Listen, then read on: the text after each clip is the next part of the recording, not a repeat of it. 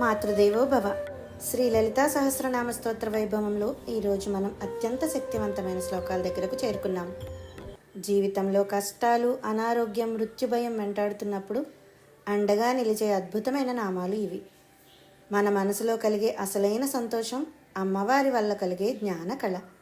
మనం ప్రేమగా ఆ తల్లి నామాలను పారాయణం చేస్తే ఆవిడ మన హృదయంలో ఆనంద జ్యోతిని వెలిగిస్తారు. ఈ మారుతున్న ప్రపంచంలో ఏదీ శాశ్వతం కాదు, కానీ అమ్మవారి కరుణ మాత్రం ఎప్పుడూ మారదు. మనకు మోక్షాన్ని ప్రసాదించే ముక్తిదా ఆ తల్లే.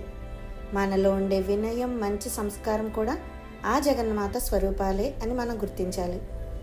జీవితం అనే ఎండలో సంసార బాధ్యతలతో అలసిపోయిన వారికి అమ్మవారు ఒక చల్లని అమృత వర్షం. మన దౌర్భాగ్యాలను, గత జన్మ పాపాలను పటాపంచలు చేసే సూర్యకాంతి ఆ జగన్మాత.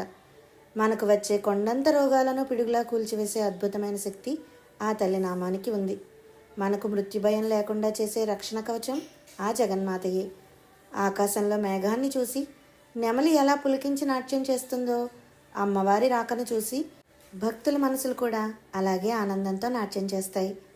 అమ్మవారు మన పట్ల ఎంతో దయ కలిగిన తల్లి. కానీ దుష్టత్వాన్ని అణచివేయాల్సి వచ్చినప్పుడు ఆమె భయంకరమైన చండికలా, మహాకాళిలా మారుతుంది.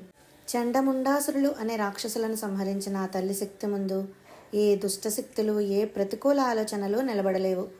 మన కష్టాలను హరించే అమృతవర్షం, మన రోగాలను నయం చేసే మహాశక్తి ఆ జగన్మాత.